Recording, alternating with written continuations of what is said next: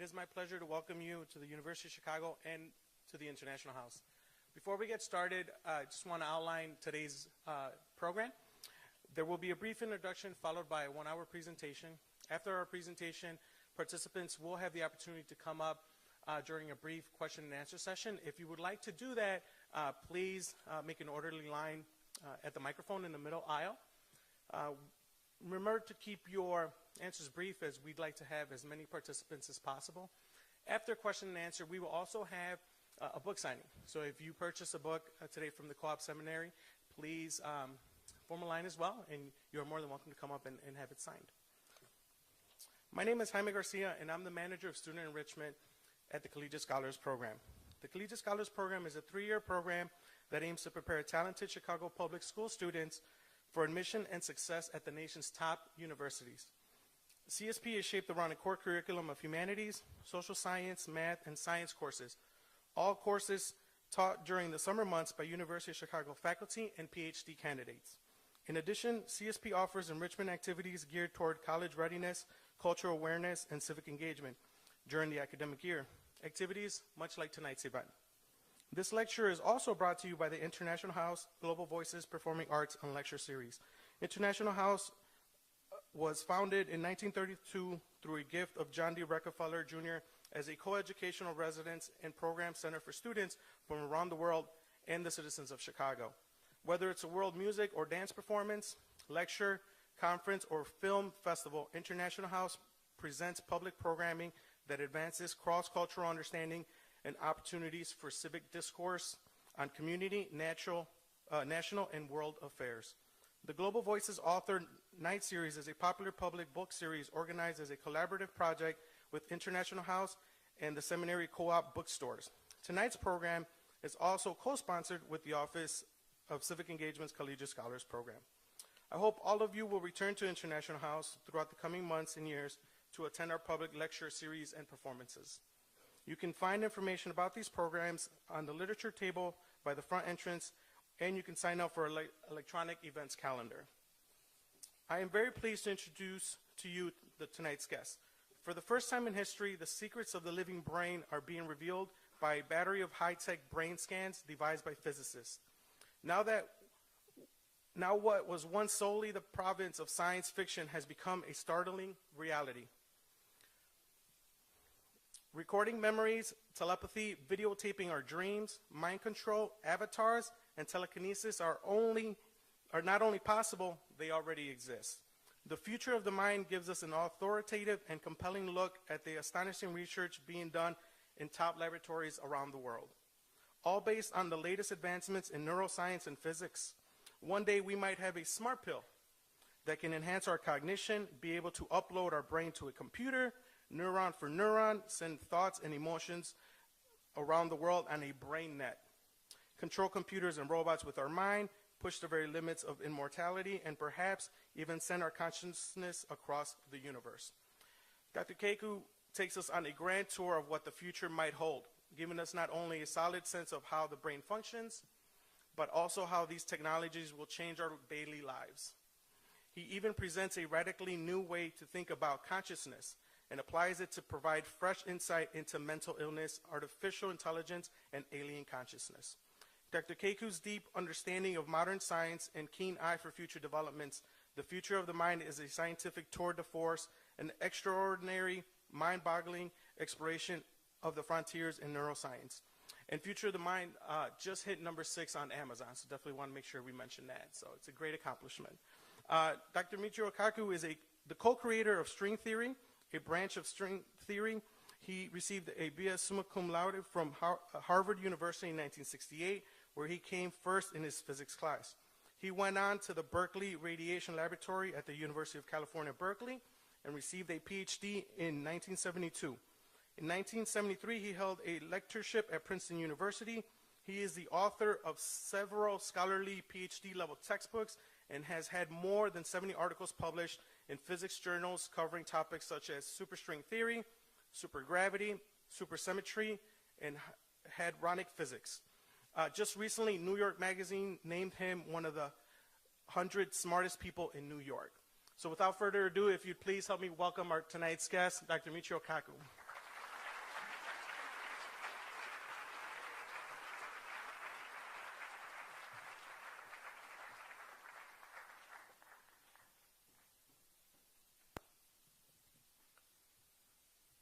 Well, after such a great introduction, I can't wait to hear the speaker myself. I have a confession to make. New York Magazine voted me as one of the 100 smartest people. However, in all fairness, I have to admit that Madonna also made that same list. And next year, they tell me that Lady Gaga is going to push me off the list entirely. Now, I'm a physicist. And you may say, well, what does a physicist do anyway? How does it differ from chemistry? Well, we physicists, we invented the transistor. We invented the laser. We constructed the internet. We wrote the World Wide Web. And also, along the way, we invented television. We invented radio, microwaves, radar. We created the space program. We created the GPS system. And we love to make predictions. When we helped to build the internet, one physicist predicted that the internet would become a forum of high culture, high art, and high society. Well, today we know that 5% of the internet is pornography. But that's because teenage boys log on to the internet. Just wait until the grandmas and grandpas log on to the internet. Then 50% of the internet will be pornography. And some people say, well, what is the difference between engineering, physics, chemistry? Let me tell you a short story. During World War II, the Nazis once captured a bunch of American scientists and called them spies. Well, there was a geologist, a physicist, and a chemist. And they were lined up in front of the firing squad. Well, all of a sudden, the geologist said, "Earthquake! Earthquake!" And there was chaos. Everyone scrambled for cover. Meanwhile, the geologist snuck away and escaped. Well, after people realized there was no earthquake, they got together and put the physicists and the chemists up against the firing squad. And then the physicist said, "Lightning! Lightning!" And everyone scattered, wondering where are the lightning bolts coming. And once again, the physicist snuck off. Now there was just the chemists. The firing squad was ready. And what did the chemist say? He said, "Fire! Fire!" That's why we don't have that many chemists now. But today, I'm going to talk about the greatest mystery of all science. One is, of course, the origin of the universe. And that's what I work on professionally. I work on what is called string theory, which we hope will allow us to, quote, read the mind of God. But there's also another mystery, and that mystery sits on your shoulders. It weighs 3 pounds. It consumes 20 watts of power. But to duplicate the human brain with a computer, you can calculate that a computer would have to be the size of a city block. A city block worth of supercomputers, energized by a nuclear power plant, cooled down by a river. And yet your brain does it with only 20 watts of power. So when someone calls you a dim bulb, that's a compliment. And how much energy does it take to keep your brain going? Oh, a hamburger. And to cool it down, maybe a Coke. And yet it is the most complex object in the known universe. You have to go 24 trillion miles to find an object as complex as the human brain. So let's now talk about the brain, but put it in context. This is my last book that I talked about right here, Physics of the Future. It sailed on to the New York Times bestseller list. For me, it was gratifying because the word physics never gets on the New York Times bestseller list. Never. In fact, I did it twice. Physics of the Impossible takes you not 100 years into the future, but 500 years into the future, where we physicists can dream of starships, teleportation, anti-gravity, talking about the universe 500 years from now, when you might even have time machines. And in this book, I asked the question, what happens if you go backwards in time and meet your teenage mother before you're born, and she falls in love with you? Well, if your teenage mother falls in love with you before you're born, you're in deep doo-doo if that happens. But today, I'm going to talk about the other great mystery of the universe. What sits on your shoulders? The most complex object known to science. Not the Big Bang, which is so distant, so removed, we can't touch it. But something as close as your nearest thought. We're going to talk about, why do we think? What is intelligence? Is it possible to photograph a dream? You know, when I was a kid, I was fascinated by science fiction. I used to watch Flash Gordon on TV every weekend. And I used to do experiments, telepathy, reading minds, telekinesis, moving objects with the mind. I tried real hard to do that, and I failed. So I came to the conclusion that maybe, just maybe, telepaths do walk the surface of the earth, but I wasn't one of them. So today we realize that physics has unlocked the secret of the DNA molecule. It was physicists who said that the DNA molecule should be probed with X-rays. Now we can read the DNA. Now we physicists are turning our attention to what sits on our shoulders. We are mapping the brain. President Barack Obama, President of the United States, last year announced the Brain Initiative. Along with the European Union, $1 billion are being allocated today, not tomorrow, today, to create a map of the brain, just like the Human Genome Project created a map of our genome. How much does it cost to have a complete map of our genome today? It costs about $1,000. In fact, BBC Television took some of my blood and sent it down to Vanderbilt University in Texas, and they gave me a CD-ROM with almost all my genes on it. This is a blueprint to create me. Next, we're talking about mapping the mind itself. One day we'll have another disc, a disc with your memories, your emotions on it. And even after you die, you will become, in some sense, immortal. It will live on even after you're gone. So let's talk about it. When I was a kid, I used to try to beam my thoughts into other people. I used to try to read other people's minds. And I came to the conclusion, it's all bunk. You can't do it. I'm a physicist now. Now I realize the brain is a milliwatt transmitter. We do emit radiation, but it's very faint. Now we have supercomputers. We have MRI machines. And now we can begin to decode the messages from the brain. So telepathy is one of the great devices of science fiction. Now we can do it. We can actually read minds. And in the Matrix, uploading memories was considered fantastic. Think about it, pushing the play button and become a gung fu master overnight. And in the Matrix, reality itself was a dream.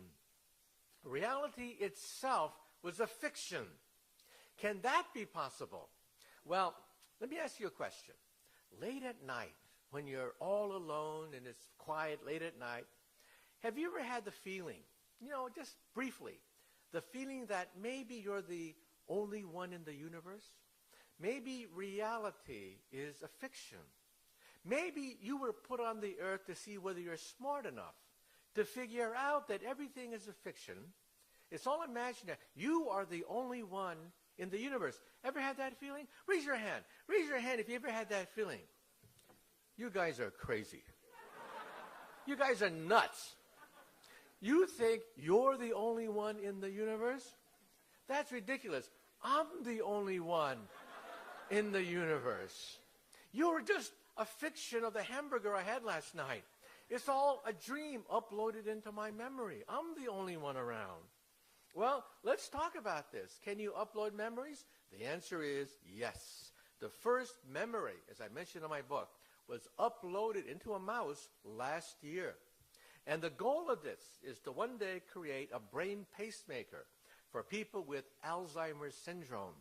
We have a definite goal. Alzheimer's is when the memory decays. We are going to record simple memories and put it into the brains of Alzheimer's patients. And beyond that, maybe we'll have a memory that you never had before, a memory of vacation. You'll have vacations. And how many courses did you flunk in college? Maybe you'll have a chance to push the play button and relearn those courses that you flunked when you were in college. And of course, uploading memories has consequences. This is the former governor of California having memories uploaded into his mind, vacations, even a marriage. His marriage was uploaded into his mind, and it was totally fake. Can you imagine one day waking up, sitting next to Sharon Stone, and realizing it's all a dream? Is that possible? And then, what happens if you can connect the mind to an exoskeleton? The military is dumping millions of dollars, and you'll see this in today's slideshow, connecting the human mind to an exoskeleton. Scientists at Duke University, for the next soccer World Cup, want to take a person who's totally paralyzed, a vegetable, spends all his life in a wheelchair, drooling, hook him up to an exoskeleton, and have him initiate the World Cup ceremony in Brazil. That's the next goal. And what about putting our mind into a robot? This is the movie Surrogates, starring Bruce Willis. This could be the future of the space program. Why send astronauts into outer space where it's dangerous and costly? Why not send robots, drones, connected mentally to an astronaut sitting in his living room?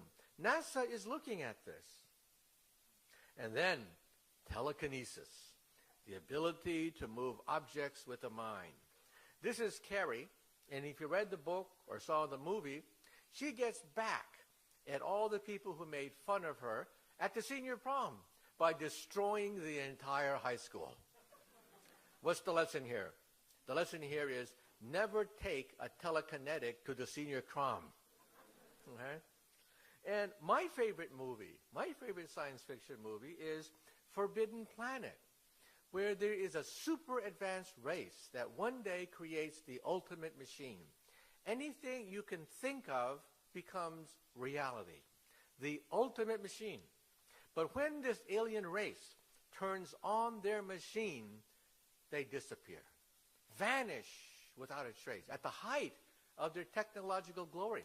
And at the end of the movie, they finally reveal what killed this advanced civilization.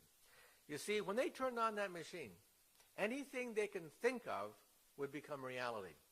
Then that night, they went to sleep. They had nightmares.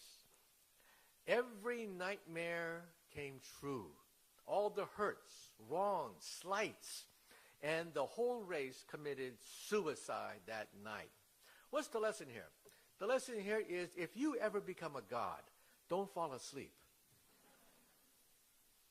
And is it possible to live on after you die? Yes, Hollywood has considered that too.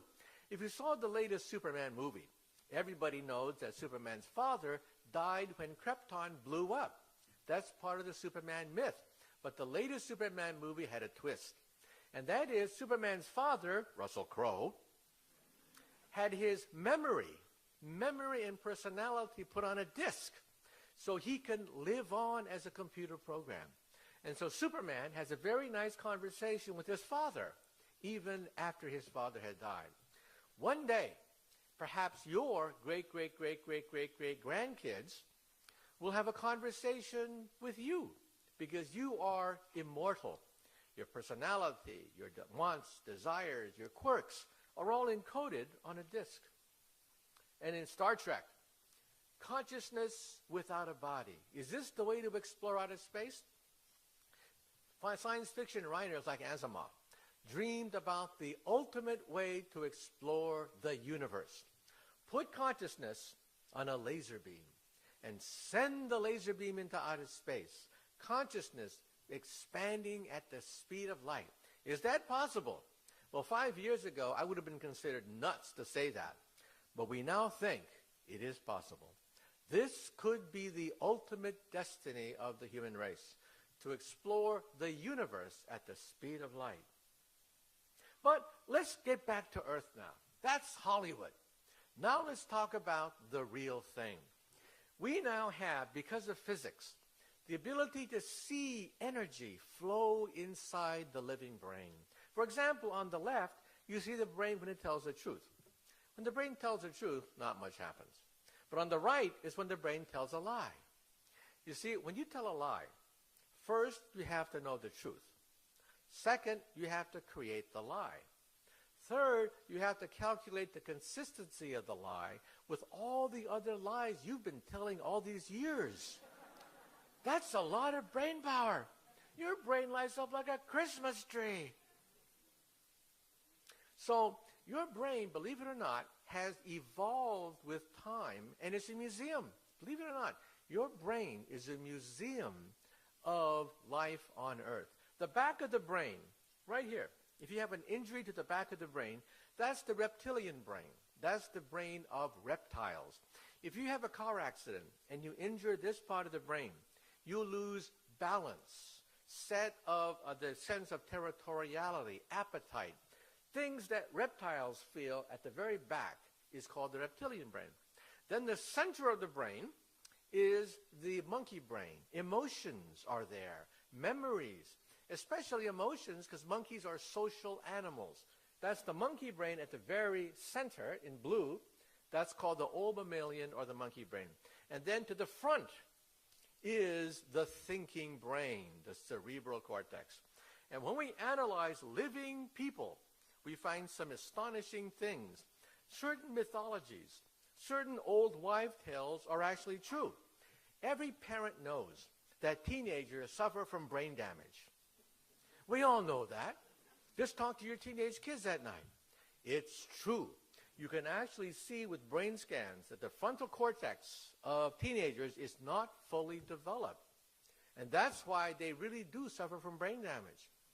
And it's another old wives' tale that when a man talks to a pretty girl, he becomes stupid. Yes, you can prove that under a brain scan. You can actually see that blood drains. Blood drains from the prefrontal cortex. Men really do become stupid talking to pretty girls, especially Monica Lewinsky. You can see that with these brain scans. This is absolutely amazing. The lore, all the lore, the anecdotes we've told each other for thousands of years, you can actually see that on brain scans.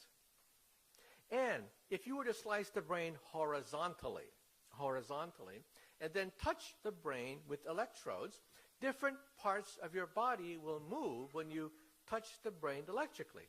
And so you get a map called the Penfield map, a map of the brain as it controls the body. And of course, much of it is your mouth, because eating is very important for us. Your fingertips. Look at how big your fingertips are, because that's where most of your attention is. Eyesight, fingertips, and mouth. Most of your brain is devoted to that. If I had a dolphin and hooked up a dolphin to this, I would find that the ear, the sonar, would be very, very large. A dog would have a totally different Penfield diagram because dogs deal with smells. The nose would be extremely big on the Penfield diagram because dogs live in a world of smells. And then at the very center is your pleasure center. You can take a mouse, hook electrodes to the mouse's brain so it hits the pleasure center, and connect the wire to a telegraph key. So the mouse, by touching the telegraph key, can excite himself. When you do this experiment, the mouse will hit the key 2 times a second until he dies of starvation. He will do this until he dies. So we go up the scale. We've done it to dogs, cats. We even hooked up a dolphin. A dolphin's pleasure center was hooked up so that when he went forward with his beak would excite an electrode and he would start to feel pleasure. What happened? Well, the dolphin hit the thing twice a second for days on end, until the dolphin finally realized, I am dying. I am dying of starvation. So the dolphin will go out, eat, and then come back and hit himself again. That dolphin's not stupid, okay? And this has actually been done on humans as well, okay? So in the old days, we used to put on these clumsy helmets called EEG sensors. Each thing is like a radio transmitter. It picks up slight impulses from the brain. And we didn't have supercomputers back then, so it was like a toy. It was sort of like a toy. It looked really neat, but it was kind of useless. Now we have computers.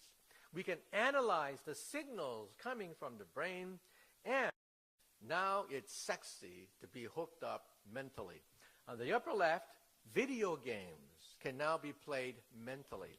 On the upper right, in Japan, you put on a headband with 2 ears. The headband picks up radio. And so when you talk to somebody interesting at a party, your ears go right up. And then when you talk to a real boring dud, the ears go, ew. So at parties now, you know exactly who's interested in you and exactly who's bored stiff talking to you, even if they're polite and don't say anything. So in the future, you'll know exactly whether or not you're going to go home alone at night. You'll know if you're the hit of the party or whether people are just snickering behind your back. This is the rage of Japan. Just think of that. Professors will have all their students put on these headbands, and your things better light up.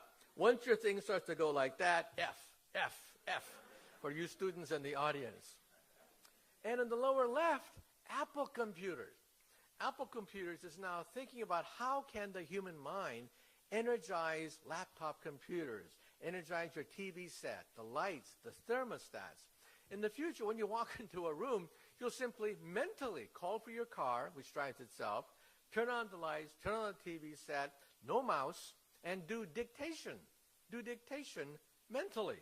This is being looked at by Apple computers. And then it's going to be sexy. Fashion models. All of a sudden, it'll be fashionable to be hooked up mentally without any mouse, without using your fingertips or taking dictation. It'll be sexy to do this, and very practical. This is my colleague, Stephen Hawking. Stephen Hawking used to communicate with his fingertips. He used to use his fingertips to control a mouse on a laptop. He has now lost control of his fingertips. All he can do is blink. That's all he can do. That's a very painful way to communicate with the outside world. So what do we do? Hey, we're physicists, right? On his right glass, look at his right glass very carefully. There's a chip. We put a chip in his right glass, hook that chip up to a laptop. He mentally controls that chip, which then types on the laptop computer. Here's somebody who is totally paralyzed, a mind in a trapped body, and yet he can communicate with the world. Not only that, but we can now make him walk. This is called BMI, brain-machine interface. On the right, you see a chip put right on top of a person's brain. It's a painless operation, by the way. The brain has no pain sensors. You can remove half the skull, and you don't feel a thing, because the brain cannot feel pain. So you put a tiny chip, about the size of a dime, on his skull, hook it to a laptop computer, and you give the gift of mobility. This man is a vegetable. He had a massive stroke. He cannot communicate with his loved ones. They simply come and stroke his arms and go home.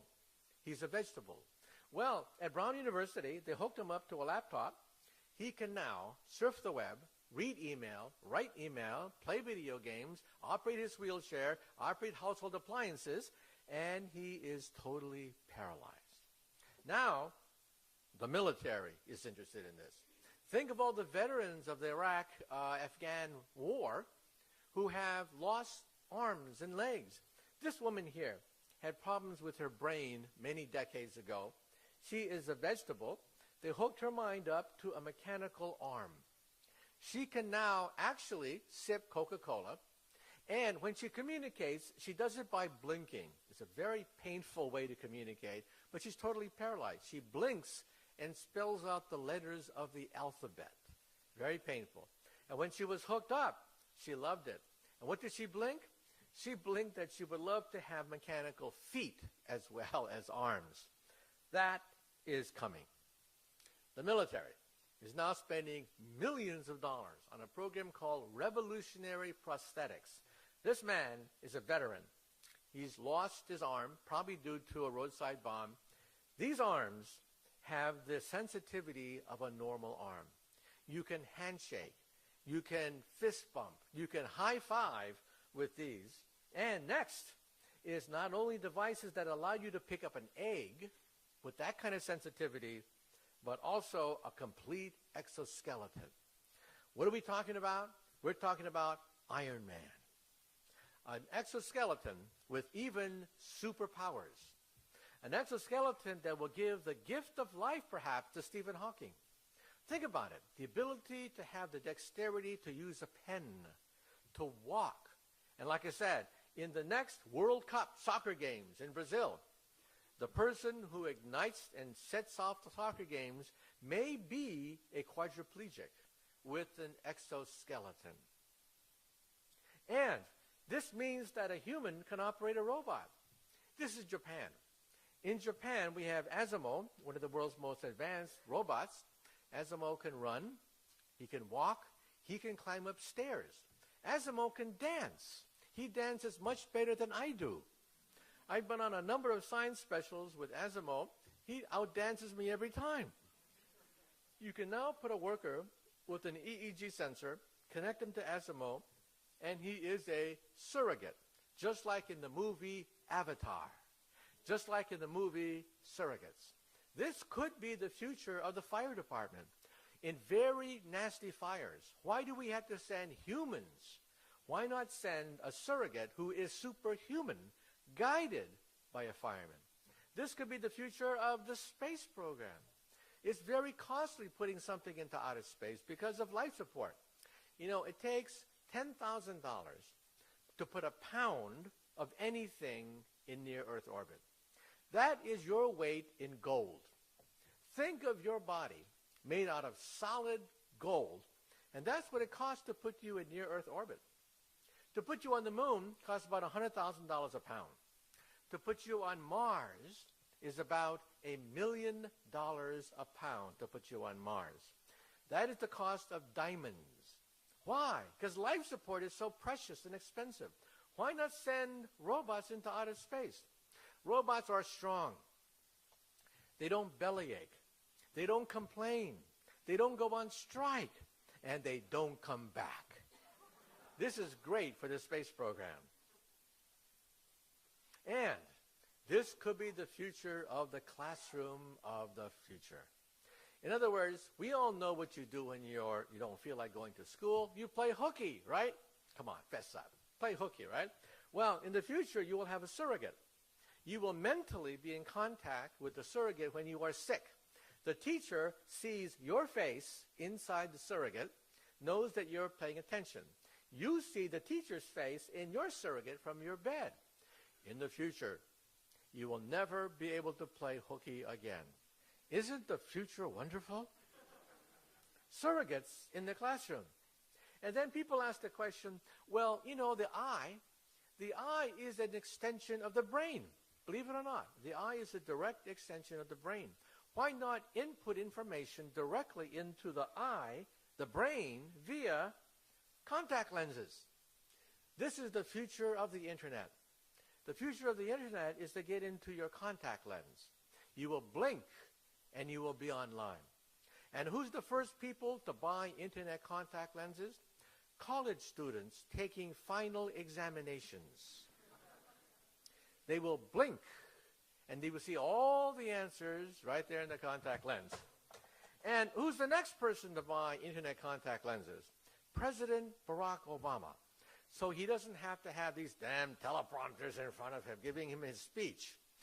And who's the third person to buy internet contact lenses? Vice President Joe Biden. So he never says anything goofy anymore. He will always be on message.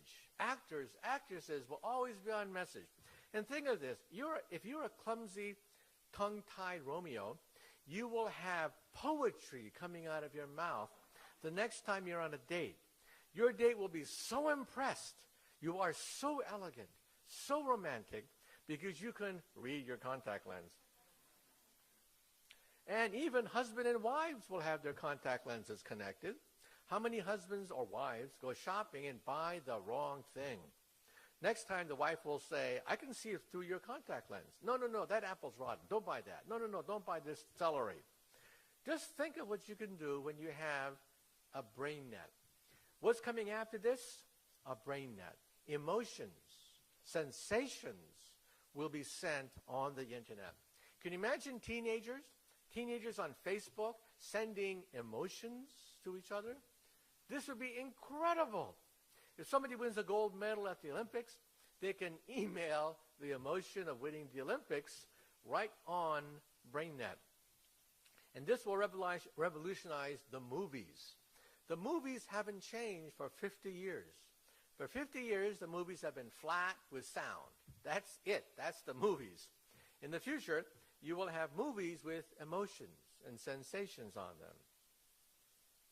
And as I said before, surrogates will go into outer space, become firemen, construction workers, dull, dirty, dangerous, the 3 Ds. Dull, dirty, dangerous jobs could be done by surrogates. So surrogates may allow us to explore outer space, to do dangerous jobs, because the mind controls the surrogate. And now, let's talk about uploading a memory. This has been a dream for years, to upload a memory, and now we can do it. Last year at Wake Forest University, and also USC in Los Angeles, they took a mouse, it's a very humble memory, they recorded the memory of the mouse drinking some water. At the very center of the brain is the hippocampus. The hippocampus is your memory center. That's where short-term memories are turned into long-term memories. They recorded the image, the sensation of sipping water. Then the mouse forgot the task later, and then they reinserted on the right. They reinserted the memory into the hippocampus, and boom, the mouse remembered. Now at MIT, they actually inserted a false memory into a mouse. In other words, a movie of a vacation. Let's say that you've always wanted to go to Paris, but never had the time. No problem. There's a memory here that says Paris. You can insert it and have a vacation that you never had before. On the upper right is the brain pacemaker. It is a pacemaker that can record and reinsert a memory into the hippocampus.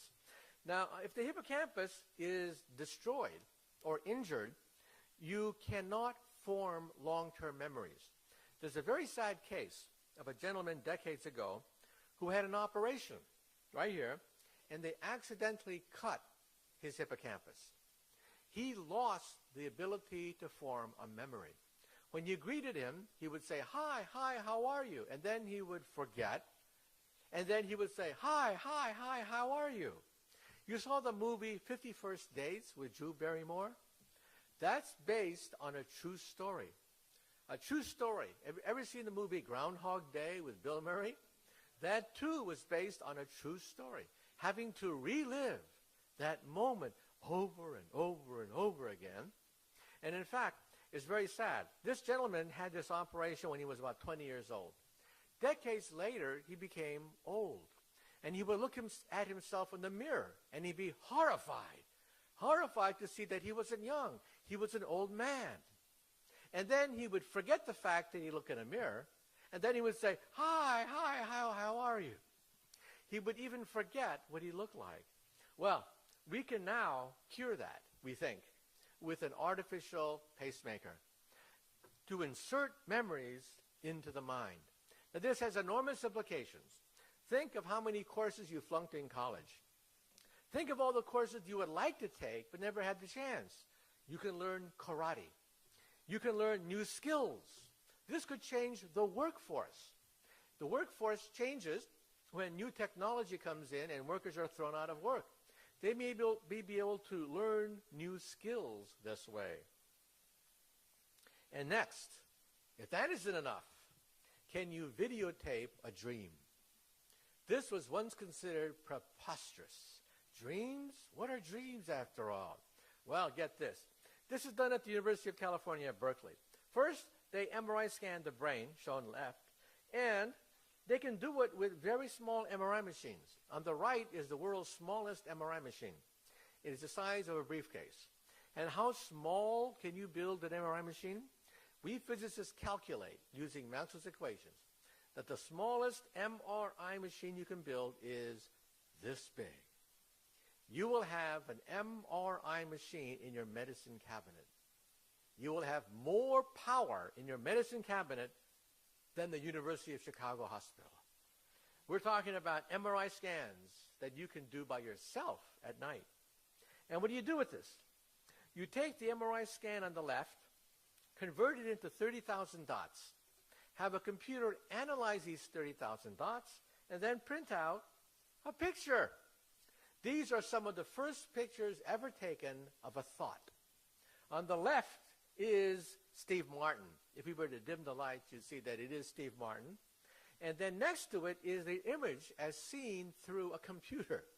Not bad. It's fuzzy, but you can clearly see that it is a human with eyes, nose, and this is what animals look like. On the left is an elephant. On the right is a computer reconstruction.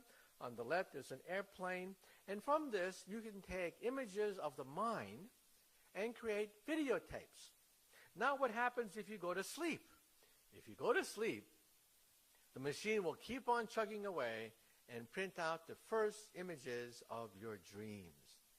Not only that, but we've now proven another old wives' tale. An old wives' tale consists of lucid dreaming. These are people who are conscious while they are dreaming. They actually know they are dreaming when they are dreaming. They can actually move and change the dream. In fact, how many people here in this room, when they dream, sometimes know they are dreaming? Raise your hand. Well, there you go. Lucid dreaming was tested last year at Max Planck Institute in Germany. And it's true. Lucid dreaming is not a fiction. It is possible to actually move in a dream. Now what happens if you put that dream on a PC screen? Then you're talking about something right out of the movie of Leonardo DiCaprio, Inception. The ability to actually alter the course of dreams. This is amazing. Then, why is President Barack Obama about to dump hundreds of millions of dollars into the Brain Project? The first payoff is to understand mental illness. You realize that about 5% of the population is rather severely mentally ill. If you don't believe me, go outside. Go outside, you see people talking to themselves. Go to the jails. The jails are full of people who talk to themselves. Many of these people have schizophrenia when you talk to yourself. Scientists have brain scanned these people. When you talk to yourself normally, the left part of your brain talks and generates speech. That's how you talk to yourself. However, for these people are unaware of the fact that they are talking to themselves. The front part of the brain, which is you, does not talk to the left part of the brain, which generates a voice. Therefore, these people think they're talking to Martians. They're talking to God. They're talking to whatever they think. Actually, they're talking to themselves. And we see that now with brain scans. And bipolar disorder. You'd be shocked. Many of your favorite actors and actresses, your favorite musicians, suffer from bipolar disorder. On the upper left is Lois Lane from Superman. She made headlines just a few years ago when Lois Lane was found stark naked in a junkyard hiding behind trash cans.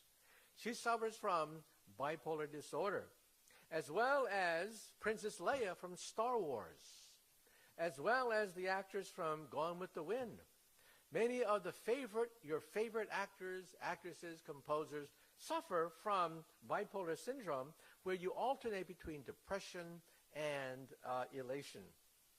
And then, we scientists are now re-examining history. We find that if you go to a mental hospital, and some patients suffer from strokes, again, to the left part of their brain, and they have epileptic lesions, many of them suffer from hyper-religiosity. They are super religious. All of a sudden, they see demons, spirits behind everything. If it rains, it's because God is angry at us. Everything has a motive because of spirits. We think Joan of Arc suffered from hyper-religiosity. We think that she suffered from epileptic lesions, and as a consequence, thought she was talking to God. In fact, there's one theory that says that many of the prophets of many religions suffer from hyper-religiosity. In fact, there is a helmet, the God helmet, that you could put on your head, which beams radio to the left temporal lobe and makes you religious. It's amazing.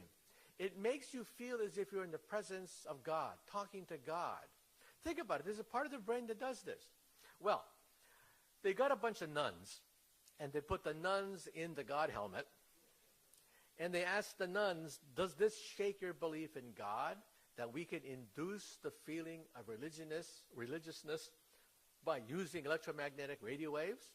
And the nuns said, no, because God created us with a radio that gives us a direct telephone hookup to God.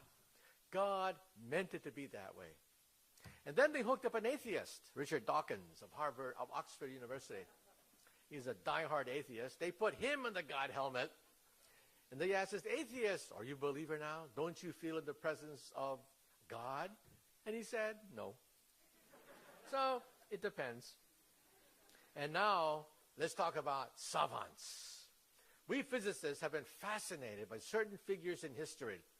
Scientists with incredible abilities far beyond anything of a normal person.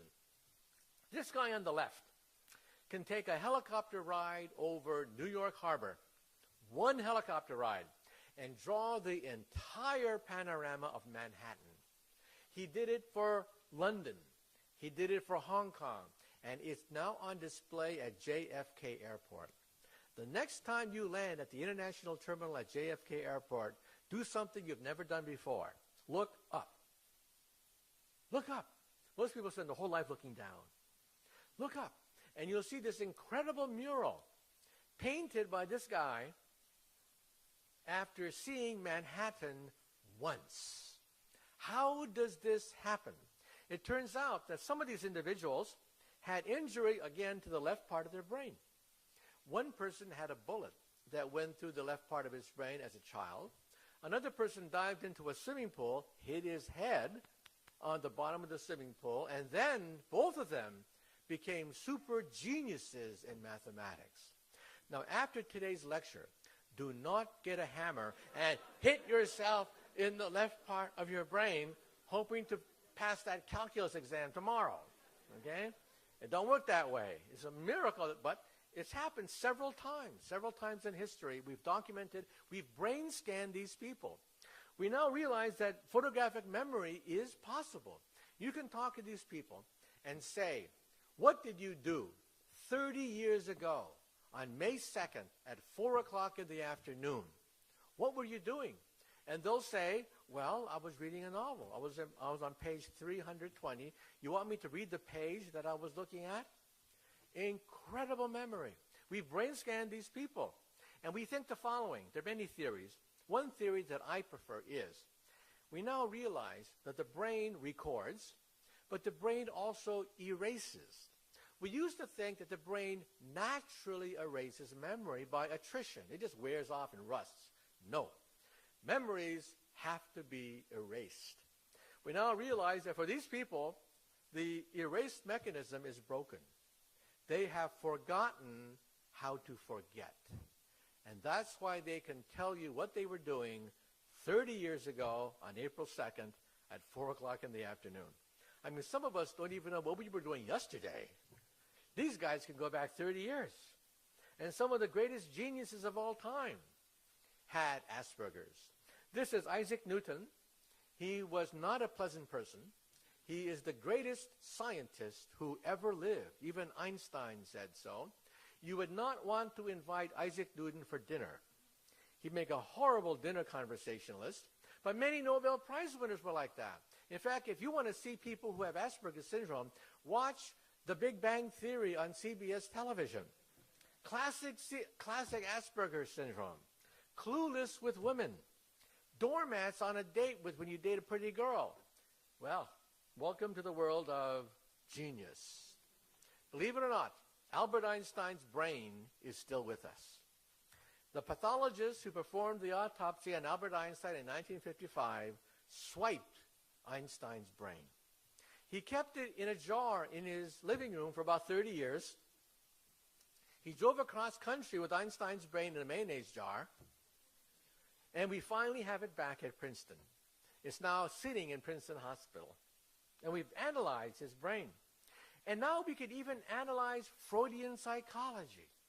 Freud was popular in the last century. Then people laughed at him for many, many decades.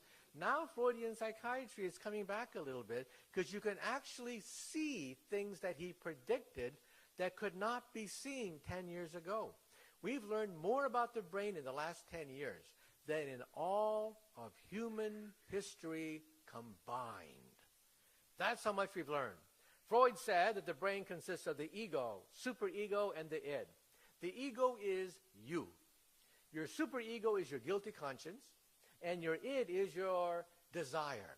Well, believe it or not, we can actually see 3 parts of the brain light up when you have a chocolate cake. When you see a chocolate cake, boom, your pleasure center lights up. That's the id. At the very center of the brain, that's your libido. We found it. And then your superego says, calories, heart attacks, if you eat that. That's your orbital frontal cortex, right behind your eyes. That is your guilty conscience. And then you have your ego, which is right behind your forehead. So if you want to know, where are you anyway? Where are you? You are right behind your forehead. That's where you are. And then consciousness.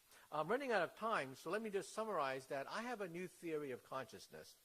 There have been 20,000 articles written on consciousness by philosophers, psychiatrists, and psychologists, and all of them are worthless. Never have so many written so much to produce so little. Well, maybe my theory is bunk too, but I numerically rank consciousness.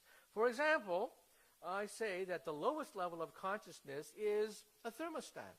1 unit of consciousness because it measures temperature. Flowers may have 10 units because it measures rainfall, humidity, moisture, sunlight, the direction of gravity. So even flowers are conscious. I don't think you should talk to them, but I think that flowers have some consciousness.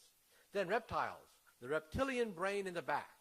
The reptilian brain is the lowest level of consciousness. It understands its location in space. It understands where the prey is and where it is located. Then we have the monkey brain. At the center of the brain, emotions, which ranks where you are in the social hierarchy. Are you the top dog? Are you the underdog? Are you just a drone worker? That's the monkey brain. And then the highest level is predicting the future. We daydream. We plan. We scheme. Animals do not. Animals have no sense of tomorrow. When it gets cold, animals hibernate.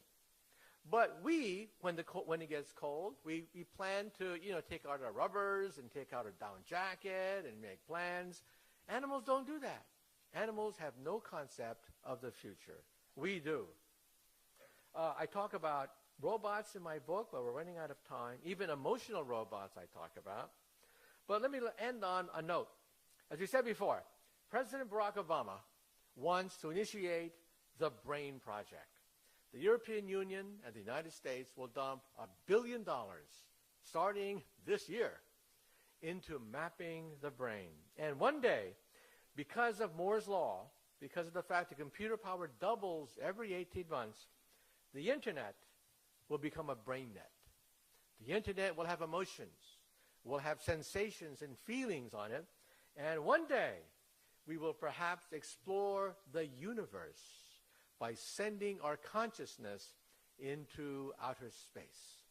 You know, in the movie Contact, there's a scene where Jodie Foster looks up at the night sky, looking for intelligent life, and she says to herself, if there's no intelligent life out there, what a waste. What a waste, this whole universe devoid of consciousness. Well, perhaps one day, we will explore the universe as pure consciousness. And now I'll take a few questions, but let me sum up.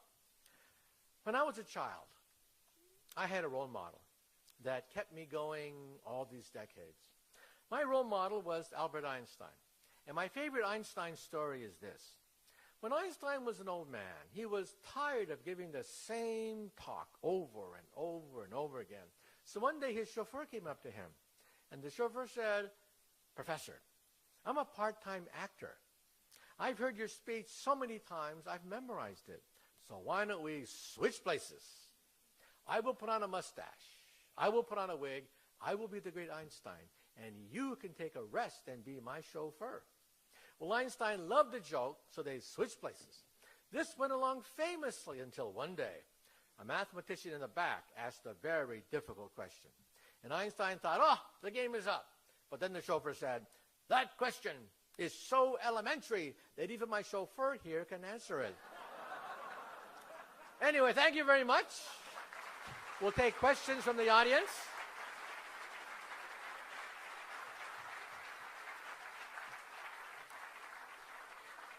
We'll take questions from the audience, and then I will sign your copy of Physics, A Future of the Mind. And so once again, let's line up, and we'll have time for a few questions, and then we'll sign your copy. By the way, once I autograph your book, you can go on eBay and sell it for money. I looked it up myself. I know exactly how much my signature is worth. So if you want to make some cash tonight, get your book signed. Yeah, let's take a few questions, and then I really have to sign books. Okay, quiet down, and we'll take a few questions. Yeah. Yes, hi. If I have the skill to play the piano, I can mentally practice a piece while I'm driving my car and go home and play that piece. If I then have no skill playing the piano and I have this skill uploaded as a memory later, will that directly translate to dexterity and muscle memory, or is that an entirely different thing? Well, muscle memory, the memory of somebody playing football or baseball, is a little bit harder because muscle memory, if you do a brain scan of muscle memory, you find out that it's more than just the hippocampus. It involves the brainstem and the spinal cord. And so that is going to be more difficult. What we have here is only the hippocampus. Only the hippocampus. But when you start to talk about figure skating or gymnastics, you start to look at muscle memory. Now, that will take a separate pacemaker. But right now, the immediate goal is to create a brain pacemaker for Alzheimer's. That's the short-term goal. Yeah, we have a lot of questions, so another question. Could you give a more detailed account of your conception of consciousness? Like, it seems like there are some information theoretic considerations, but some of the levels seemed a bit like you were moving in directions in sort of orthogonal directions. So please just. Okay, really quick. I define consciousness as the number of feedback loops necessary to create a model of yourself in space with regards to other people, and then with regards to time, that is, to see the future. That allows you to give a numerical ranking, a number associated with the number of feedback loops necessary to understand your position in space. So a thermostat would have one unit of consciousness. Reptiles understand space. That would be the lowest level of living consciousness other than a thermostat. Monkeys, going through evolution now from the back of the brain toward the front of the brain, monkeys have level 2 consciousness, and we have level 3 consciousness. I call this the space-time theory of consciousness, going from space to society, then society to simulating the future. And this also functions as a definition of intelligence. We used to think that IQ exams measure intelligence, but many people followed 30 years after they were children. Many super IQ people wind up as petty criminals, as drug addicts, as marginally employed people. A more positive measurement of intelligence, I think, is level 3 consciousness, predicting the future. Take a safecracker. A safecracker may have a low IQ because he flunked out of grade school, but he can see the future of a bank robbery much better than the police. The police, he can run circles around the police because he sees the future. He runs simulations of the future much better than the police. And so he would have a much higher level of level 3 consciousness. And one day, perhaps we'll meet aliens from outer space. Maybe they'll be more intelligent than us. But what does that mean? What does it mean if you meet an alien more intelligent than a human? It means he can see the future better than us. He can see outcomes. He can daydream with more sophistication, more accuracy than we can strategize or we can plan. So this is a totally new definition of consciousness that is numerical. It is testable, reproducible, and falsifiable, which are the 3 criterion for a theory. Okay, let's move on. Let's take a few more, and then I really have to sign books. I'll be signing your book, and then you go right to eBay afterwards. Okay. Hi, Doctor. My question for you today is, based on everything that you're telling us as far as the scientific aspect of the future, how do you see the robotics and everything that you talked about and explained affecting our humanity? Okay. First of all, some people think that robots are going to take over, 10 years from now, and they're going to put us in zoos behind bars. They're going to throw peanuts at us and make us dance. Okay? Well, I interviewed the creator of Asimo. Asimo is the world's most advanced robot. On BBC television, I put a microphone right to the inventor of Asimo, and I asked him, how smart is Asimo? And he said, the world's smartest robot has the intelligence of a cockroach, a retarded cockroach, a lobotomized retarded cockroach. He barely can understand space. He barely understands where he is in a room. He's clumsy. He's pre-programmed like a tape recorder. In other words, Asimo is at level 1. He is a level 1 object like an insect. But even insects can navigate very quickly in a forest. So you see, we have a long ways to go. But eventually, they will become as smart as a rabbit. Eventually, they will become as smart as a dog or a cat, and then a monkey. When they become as smart as a monkey, I think we should put a chip in their brain to shut them off if they have murderous thoughts. Because at that point, they could turn on us. But we've got many, many decades to go before the robots take over. And I think we have plenty of time to put chips in their brains and shut them off. Okay, let's take just a few more questions, then I got to sign books. Yeah. Dr. Kaku, I was watching your documentaries with my son the other day, and he asked me a very interesting question. He wanted to know how long or how many more years do you estimate for these abilities to be available to people? Let's say our generation, the next 30 years. What of all of these advances will we see or will be able to access?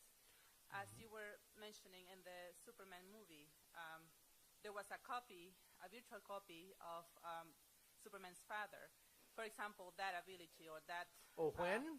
Well, let's try to put this in a rough chronological order. In this decade, we will have driverless cars.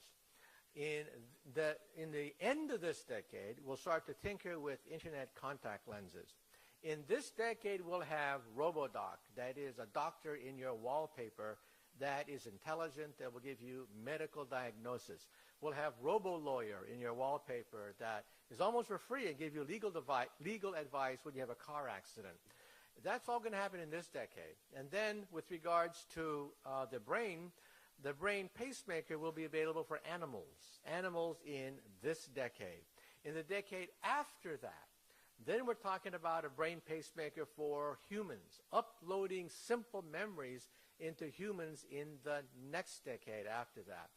Then we're going to start to see a proliferation of robots in the house. Useful robots, not just a robot, but useful robots. They're not conscious, they're not self-aware, but in the next decade after that, we're going to start to see robots become perhaps as big as General Motors. Lots of little robots doing simple tasks, but not taking over by any means, okay? And then in the decade beyond that, we may have BrainNet, and that is emotions and memories sent on the internet, Movies will become obsolete. Movies will be replaced by things that have sensation, that have memories, and will control things mentally. That's in the third decade, okay? But unfortunately, I have to sign books. So Thank you very why much. don't I end here? I apologize to you people on the line. I really have to sign books or my publisher's going to kill me. So line up, and I'll begin to sign your copy of The Future of the Mind. Thank you.